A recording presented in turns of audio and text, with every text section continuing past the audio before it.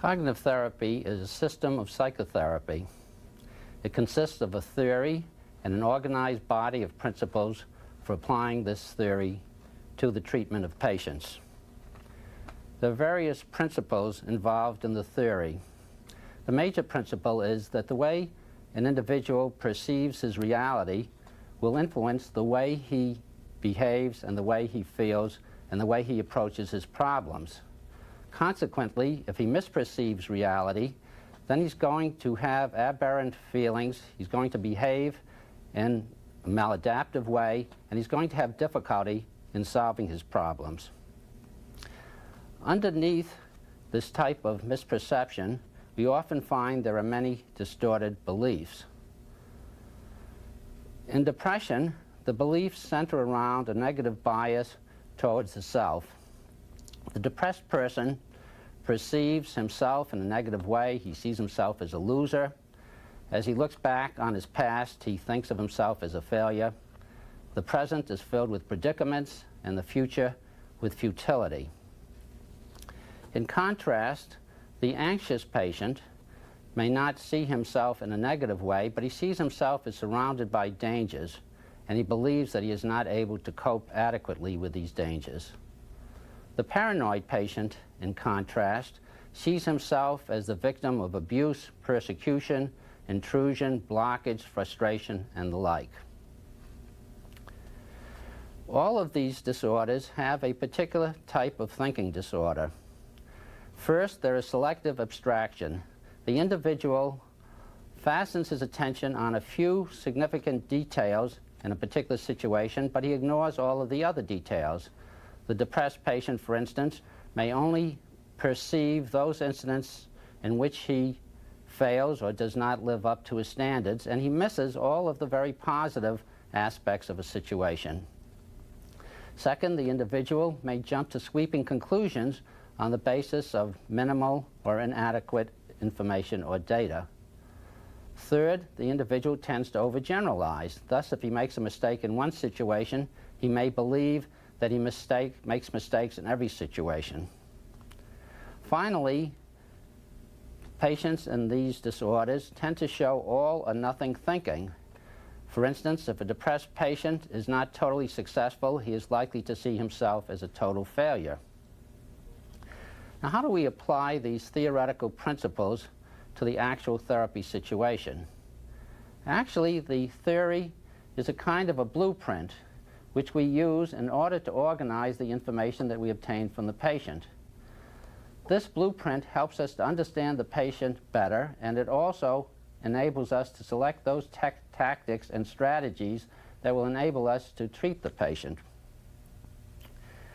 The main objective in the therapy is to try to adjust the patient's biased thinking in such a way that it conforms in a more regular and accurate way to the actual external reality. Now, there are many techniques that we use in cognitive therapy. First and foremost, it is important to establish a good working relationship with the patient. This is something that we call collaborative empiricism. The patient and the therapist work hand in glove, testing out the patient's beliefs, evaluating them, seeing whether they're accurate or not, and modifying them according to the requirements of reality. Secondly, the therapist uses questioning in order to unravel the mystery of the patient's problems. This is something that we call guided discovery.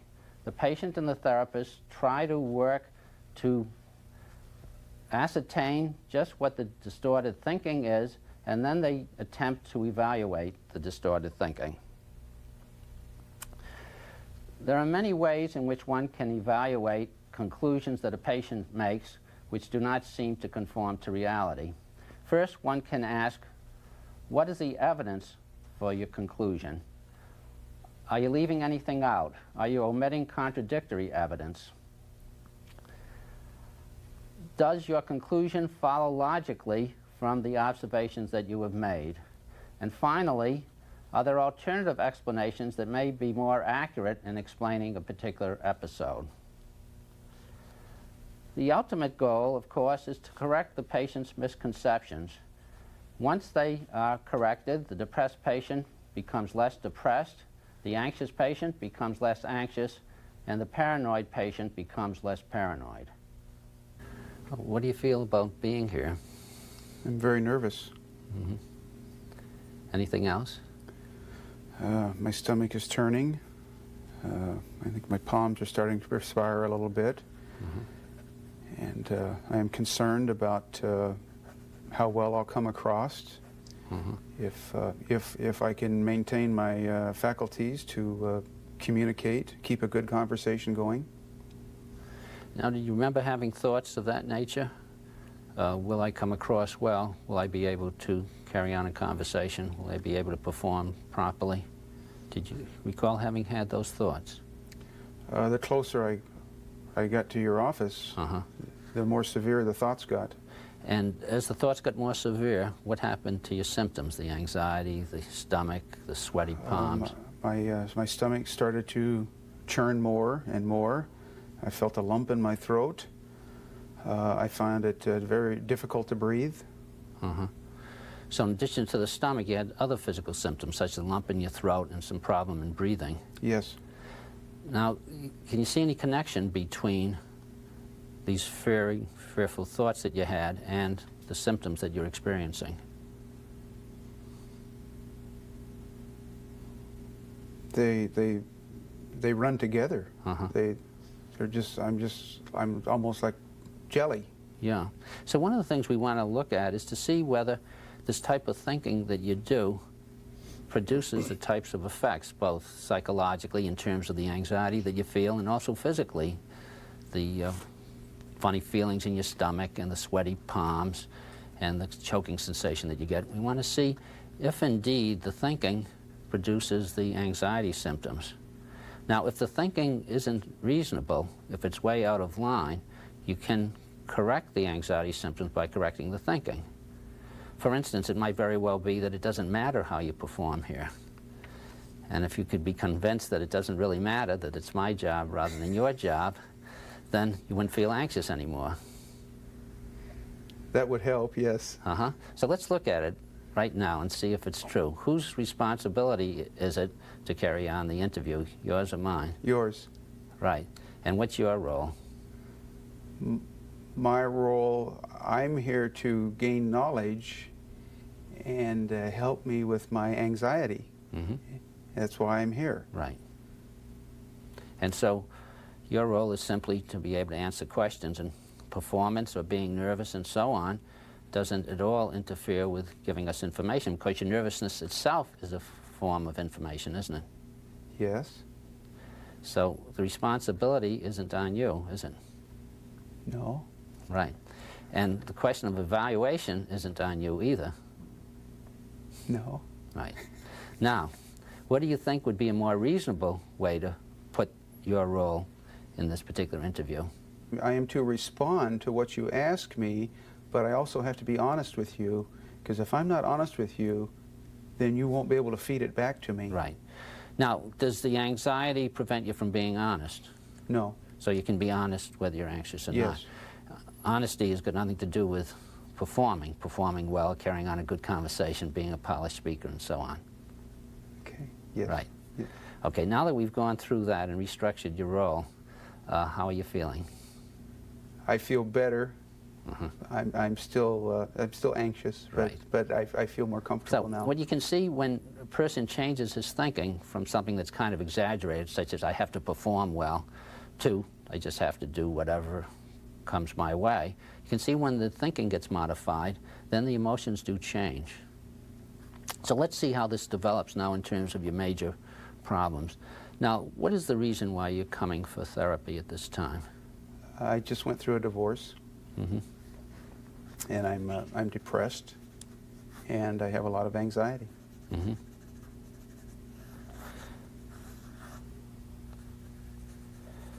Now, first, what I'd like to do is look at your depression itself. Is that okay? Yes. So let's examine the depression and see just what it's made up of.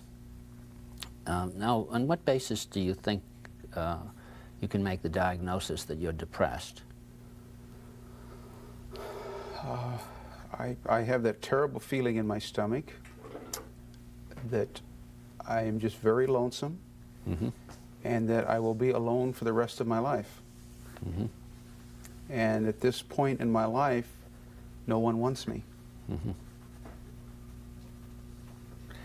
Now, it seems that your depression then is made up of the fabric of several conclusions. One is that you're lonesome. Number two is that you're alone now. Three is that you're going to be alone for the rest of your life. And four, that nobody wants you. So this is the way you see your life situation, in a very negative way in terms of you and other people. Yes. Now, how do you view yourself? As you look at yourself, do you see yourself in glowing, positive terms? I feel good about myself, and I feel that after the divorce, with a new position, with a new company, that I'm ready to get started in life all over again at age 47. But it still does not eliminate the loneliness of today. So the major thing that seems to bother you is your loneliness. Yes. Now, as you look back on the past, how does your past history seem to you? Stinks. In what way do you feel your past history stinks? Because I was very lonesome as a child. I had no brothers and sisters. My parents were alcoholics. I made very few friends as a youngster.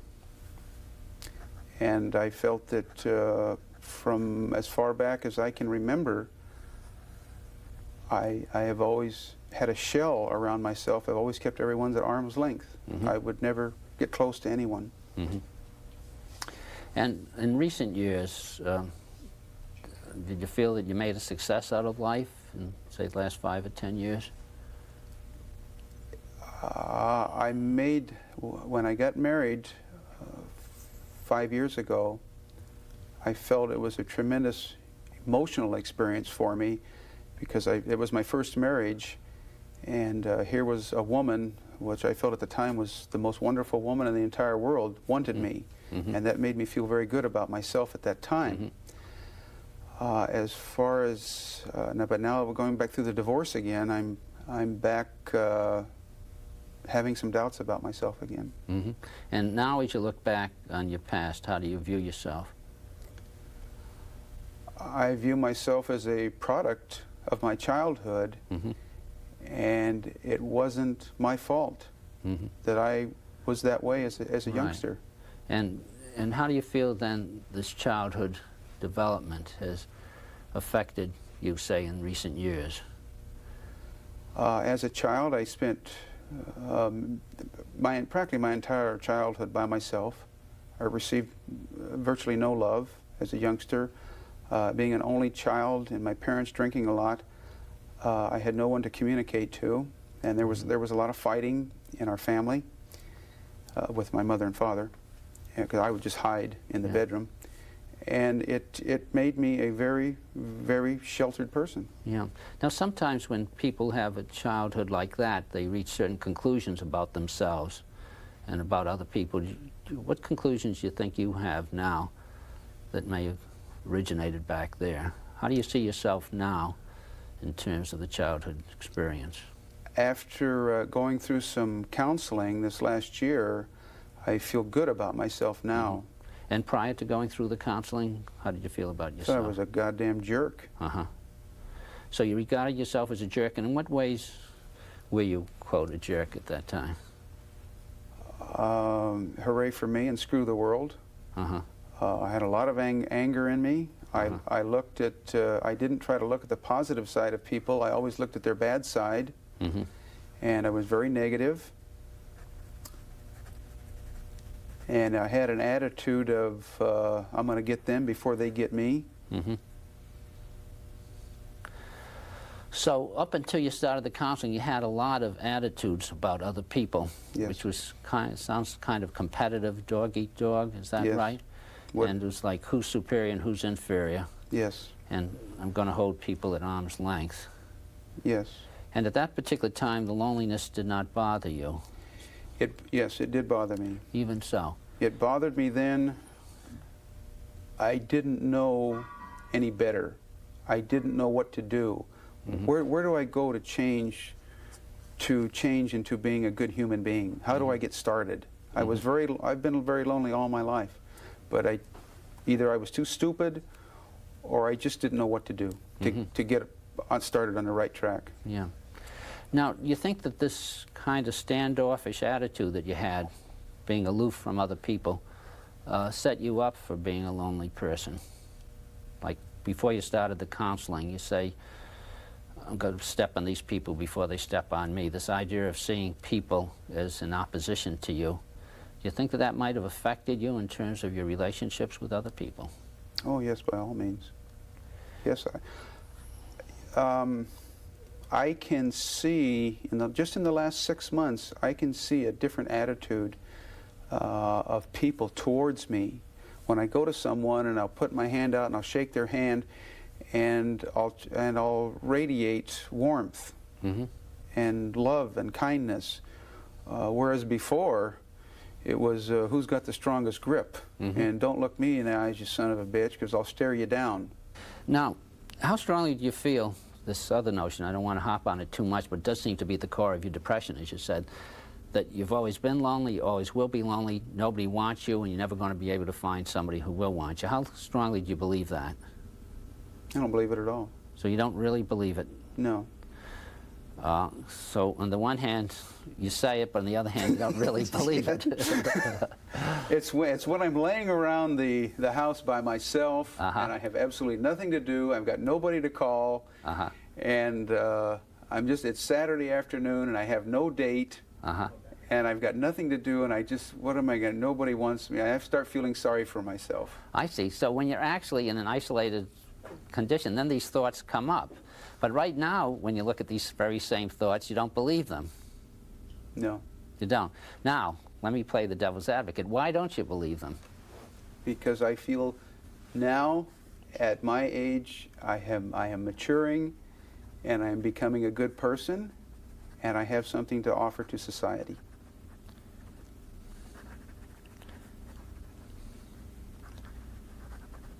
And since you are maturing, becoming a good person, and you have something to offer to society, what does this tell us about the probability of you finding somebody that you can be close to? Excellent. So right now, are you still feeling depressed? No. I'm starting to feel better. Okay. Now, what's going to happen when you're lying in bed, it's a Saturday afternoon, it's kind of gray outside, nobody's calling you, you're all alone. What are you going to be thinking then? There's a real good chance I'll be depressed. Very good chance. And you're going to be thinking thoughts like, I'm all alone, I'm always going to be alone, and nobody wants me. Yes. And what are you going to do about it then? I've got to call somebody. Okay, one thing is you can call somebody up. Yes. And what will that, if you call somebody up and that person responds positively, what will that tell you? It tells me that somebody cares for me. That's right, somebody cares for you. In other words, your belief is wrong. And has that happened, that sometimes you had this belief that nobody cares for you, you called somebody up and you got some positive feedback? Yes. So you've already demonstrated to yourself the belief is wrong. Yes. At times. But one demonstration doesn't do it. One swallow doesn't make a spring, right? You have to keep demonstrating it to yourself. Yes. So the next time when you're home alone on a Saturday afternoon and you get this belief, you can test it out by calling up somebody. But suppose that person isn't home. What happens? You just go back to lying in bed and... Then I'm very hurt. Yes, that's happened. I'm hurt. I'll try calling somebody else. And yes, this has happened. I'll call 3 or 4 people. None of them are home. They're all out. They're doing something. They're having a good time. And I'm sitting at home by myself. Yeah. And so you feel hurt. And what do you think? What thought makes you feel hurt? I think that that person doesn't care because they're not home and they didn't call me that day. That's right. First of all, they don't care because if they really cared, they'd be home waiting for your phone call. Yes. Right? Yes. And secondly, if they really, really cared, they would be on that phone calling you. Yes. Now, is there any other reason that they might not call you besides your explanation that they don't care? Is there an alternative explanation why a person might not call you? they're busy with their life.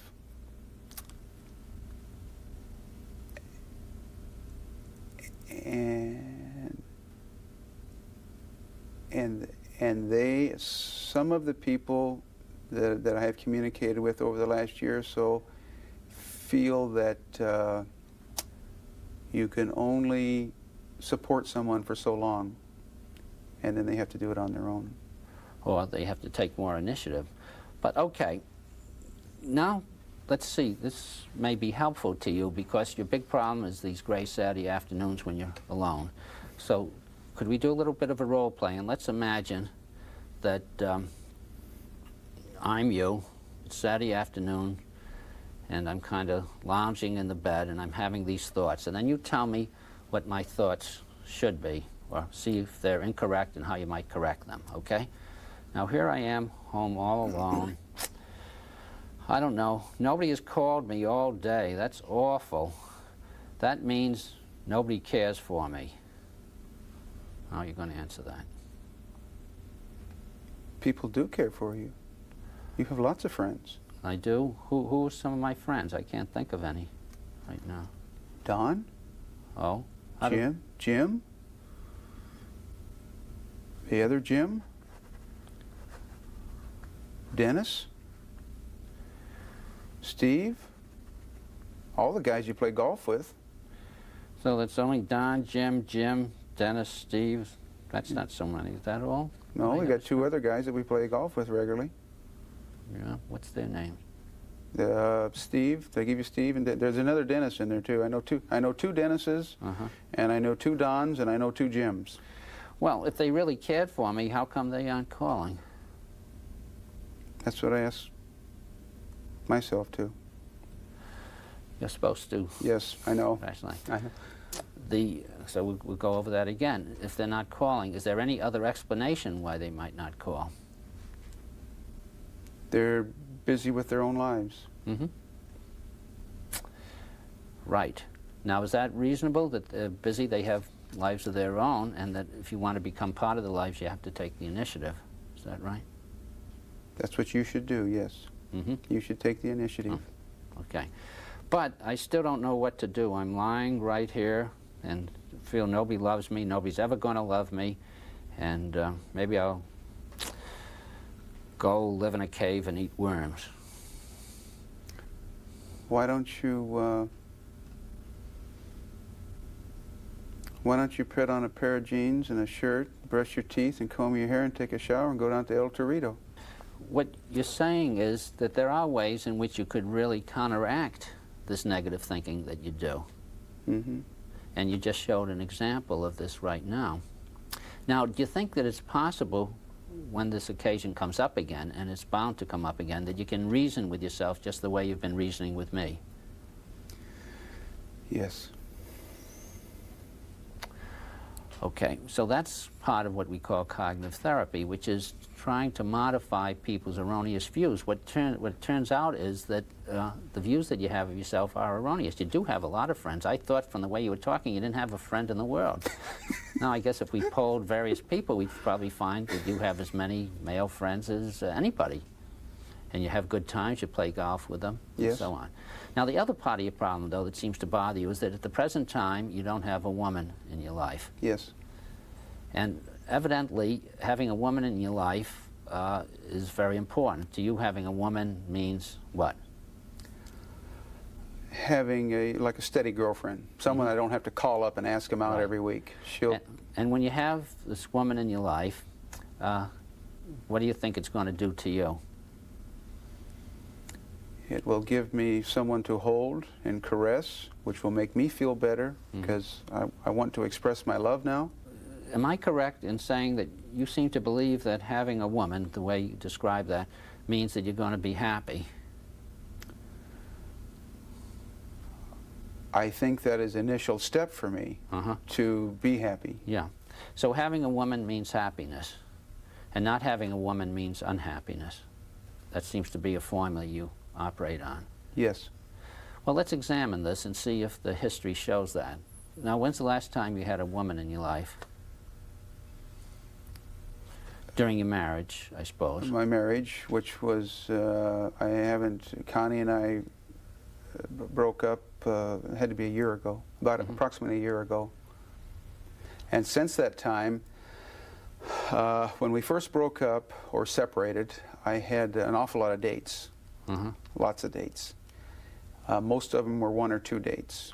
And I couldn't find a woman that I found attractive or I felt was socially on my same level. Yeah. So you had a difficult transitional period. Now, how about before you split up with Connie? Well, just like the week before, the month before, what, were you feeling real happy then? No, we were going through counseling that time, and about the last year of our marriage, year and a half, we were both pretty unhappy. So at least we do know for at least a year and a half you had a woman in your life and you're unhappy. So having a woman in your life doesn't necessarily equal happiness.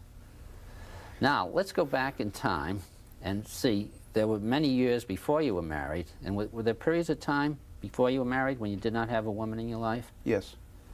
And how did you feel then? I was lonesome then. Did you feel depressed then? Yes. Yes. And were there ever any periods when you were neither lonesome nor depressed prior to marriage? Yes. Yes, there were. So having a woman in your life isn't an absolute necessity in terms of being happy. We're not knocking it, right? We're just saying it's possible to be happy without having a woman in your life.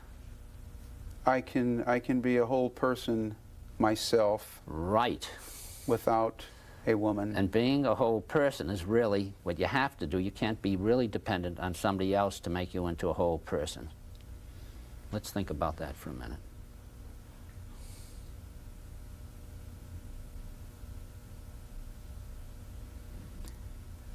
I understand what you're saying,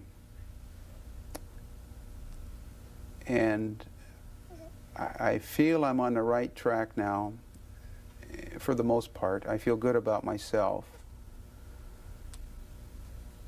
I can be a good person. I am a good person without a woman, but I miss them. Missing them is part of human nature, is to miss something that you want. But missing them isn't quite the same thing as feeling that they're so essential to your survival that you can't exist without being depressed in the absence of a woman. Now, what you just seemed to tell me is you can be a whole person without having a woman. In fact, you might get there faster without the woman because you can learn to stand on your own feet. Yes. Right. Yes. So if one of your objectives is to be a whole person, to be independent, to be strong, to be mature, and so on, you might be able to get that without having to make a quick commitment to a woman.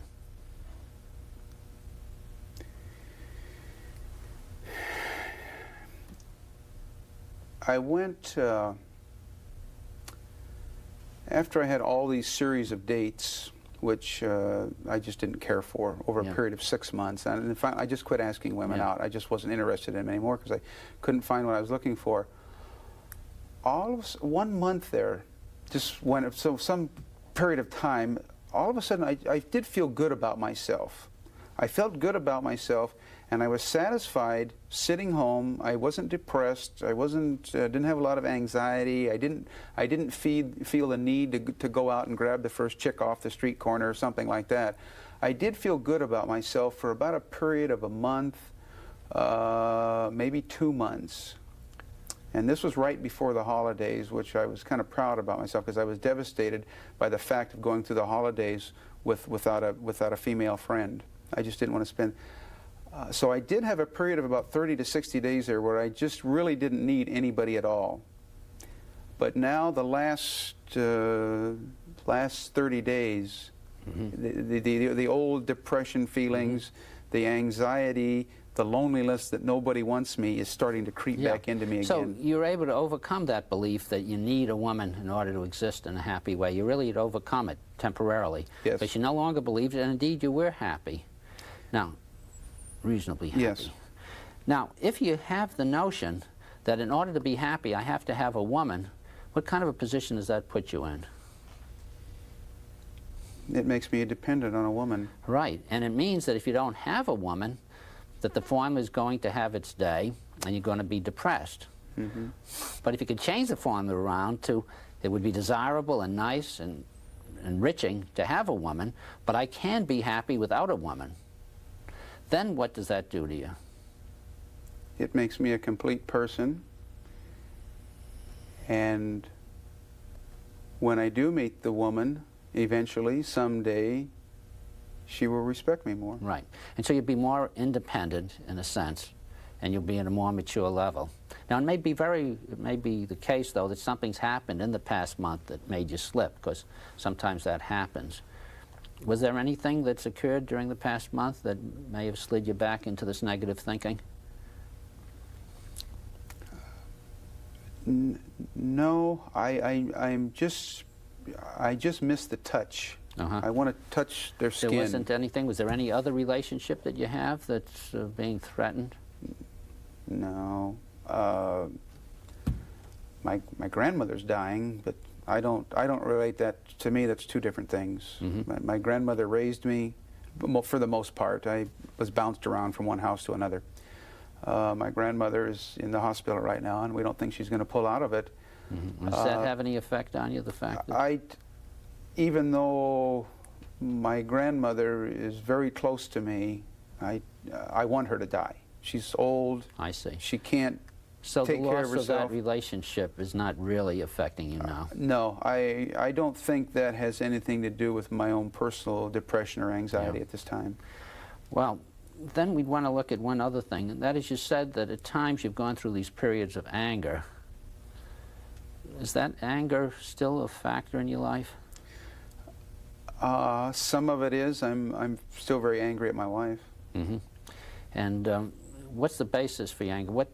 Remember, we had some automatic thoughts that you had that seemed to lead you to feeling anxious, like, how am I going to perform today? Or make you depressed, like, I'm a loser, I'm never going to find somebody. What kind of thoughts do you have in connection with your anger? I'm angry that my wife divorced me. When she divorced me, it took everything away from me that I got when we were married. Now, you feel that Connie has taken everything away from you. That's the thought that you get. Yes. She's taken everything away. So let's examine it. Is there anything left? I got the barbecue set. Okay. I have material things. We split the furniture 50-50. I have embarked on a new career.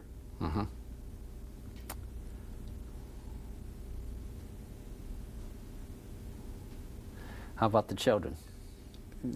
Since they were here, children. I am going to. She is being very good about that. She has encouraged the children to stay in touch with me, and encouraged me to stay in touch with the children. Right. So now, as you look at it, is it really true that she took everything away from you? She took away the things that were most important to me. Namely herself. Pardon? She took away herself. Yes. But she's still allowing you, in fact encouraging you, to have contact with the children. Yes. So it's not a total type of takeaway. No. The other thing is, you make it sound as though this was something she deliberately did just out of pure cussedness. Do you think that's the reason why this happened? No. She did it because she was unhappy. And she didn't want to be married to me. Yeah. And when people are unhappy, oftentimes they do things that are either damaging to themselves or to other people. And one of the things is, we don't want you to do anything that's damaging to yourself because you're unhappy. Have you thought at all of damaging yourself in some way? Yes. I've thought of suicide. How often have you thought of that? It's generally about probably one Saturday afternoon a month. Okay, now the next Saturday afternoon, when you start getting the suicidal thoughts, what are you going to say to yourself? I'm going to tell myself that people do care about me. That And they're... You have to name names, right? Yes. You can't just say it in the abstract. Yes. And? I didn't think you wanted all the names, right? No, no. But this is just to instruct yourself. Yes. You've got to name names to yourself then, and what else do you have to say to yourself? That people do like me. People do care about me. They don't want me to commit suicide. Mm-hmm. I have something to offer to society. Mm-hmm. Okay. And so what you have to do is counteract the negative thinking with reality, because none of the things you just told me are untrue. They're all true. But you have something to contribute. Now, the final thing you might just want to consider is that although Connie did take many things out of your life that were present before, she did not take the most essential thing away from you. She did not take you away from you.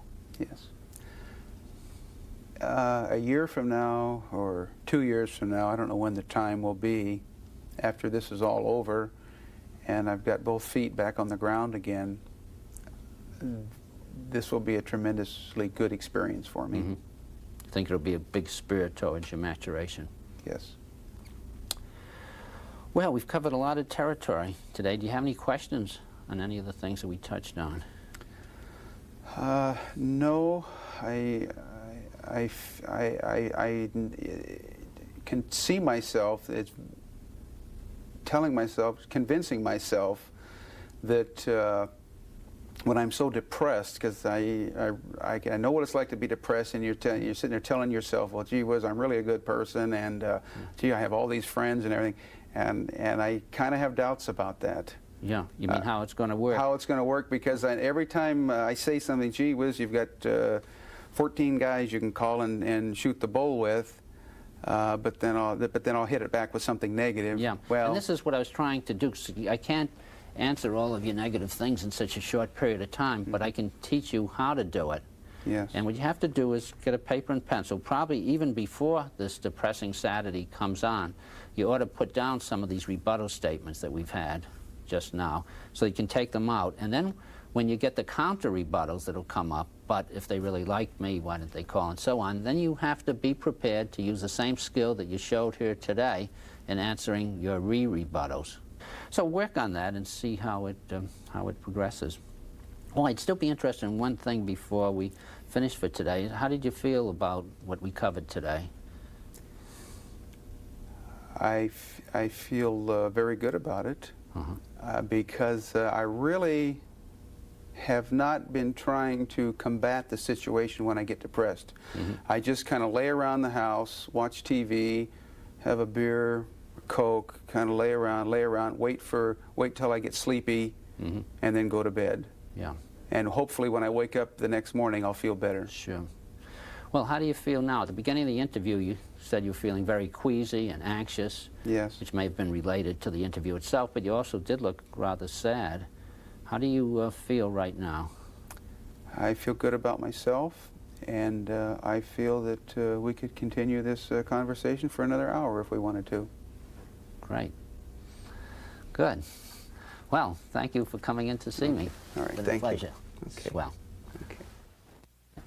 In this interview, I tried to demonstrate how one could apply the blueprint, that is the cognitive model of depression, as a way of understanding the patient's problems and helping him with them. At the very beginning of the interview, I tried to show the patient how his fearful thinking about the interview was leading to his feeling anxiety symptoms, physical symptoms, and various psychological symptoms. The patient was able to see, at least, that the negative thinking, the fearful type of thinking that he was experiencing, was related to the anxiety symptoms themselves. This was really important because it meant that the patient could see the connection between cognition and affect, between thinking and symptom. Having demonstrated to the patient that there was some connection between the thinking and the anxiety symptoms, I then moved into a discussion of the patient's depression. The patient initially talked about his loneliness, which ultimately he related to kind of a deprived, barren childhood, in which nobody really seemed to care for him, and which eventually led up into a somewhat aloof, lonely adulthood. This background probably did help the patient to form certain negative beliefs about himself and the outside world. For a large part of his life, he was largely aware of how the beliefs influenced his attitudes towards other people. He lived a kind of dog-eat-dog, highly competitive, dominant, submissive type of relationship with other people. As the result of that, he did not get a great deal of very positive feedback from the people that he had contact with. This type of belief that people have to be kept at arm's length probably prevented him from developing the type of social skills that are necessary for an individual to form some type of permanent bridges with other people. The result of this was that the loneliness got perpetuated. In recent times, however, he has been making some progress in this particular way, and it is very interesting to find that he himself feels that he has matured a great deal ever since he started the counseling. The loneliness, however, for reasons we weren't able to quite establish, had a resurgence approximately a month ago, and he now finds that in particular times, such as Saturday afternoons, when there is nobody around to give him reassurance that he is indeed liked, he falls into certain very fixed beliefs. One of the beliefs is that I have nobody, I don't have any friends. Another belief is nobody cares for me. And a third belief is that I will always be lonely. Now, while he's sitting here talking to me, he can see that these beliefs really don't hold much water. However, there's every likelihood that once again, when he's alone, there will be a recrudescence of these beliefs. Consequently, I tried to teach him a few skills in dealing with them. These skills won't in themselves annihilate the beliefs, but they will give him some kind of a foothold in order to be able to counteract them. As a way of promoting this type of skill training, I played the role of devil's advocate, and I had him answer me. Now, the chances are that this would not be sufficient for him to be able to rebut the negative thinking when he's in a highly depressed state. But if he does follow through with his homework assignment, which is to write down the rebuttal-type statements prior to becoming depressed again, it is likely that he will be able to utilize these to some degree at that particular time. Further, I tried to emphasize the importance of developing this skill, and he did seem to be quite cooperative in that way. The skill of being able to evaluate the validity of his negative thinking, and then, if they seem to be invalid, to come up with a more appropriate interpretation of reality. I also tried to test his assumption or belief that he needs a woman to be happy. This type of belief, unfortunately, becomes a self-fulfilling prophecy. If the patient believes that a woman is necessary for his happiness, then when a woman isn't present, he will, as a consequence, start to feel unhappy because that's the way things should be.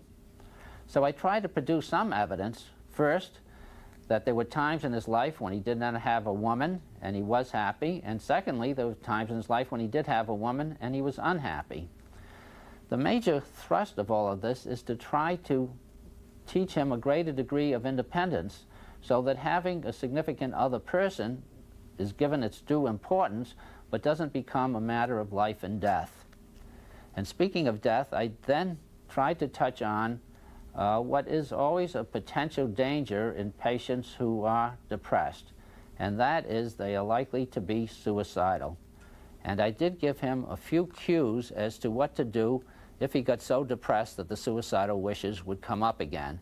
And basically, the thrust would be to try to undermine the suicidal wishes by looking at the beliefs that are feeding into them. By attenuating or vitiating the hopelessness, the suicidal wishes will start to become attenuated themselves. Finally, I did ask him at the end of the interview how he was feeling, and he did say that he felt less depressed. It is possible that this may have been a byproduct of the interview itself. Whether the interview was indeed responsible for his feeling depressed or not, at least he does have one thing that he can take home with him. He now has a repertoire of cognitive skills that he can apply at times in the future when he is either depressed, anxious, or angry.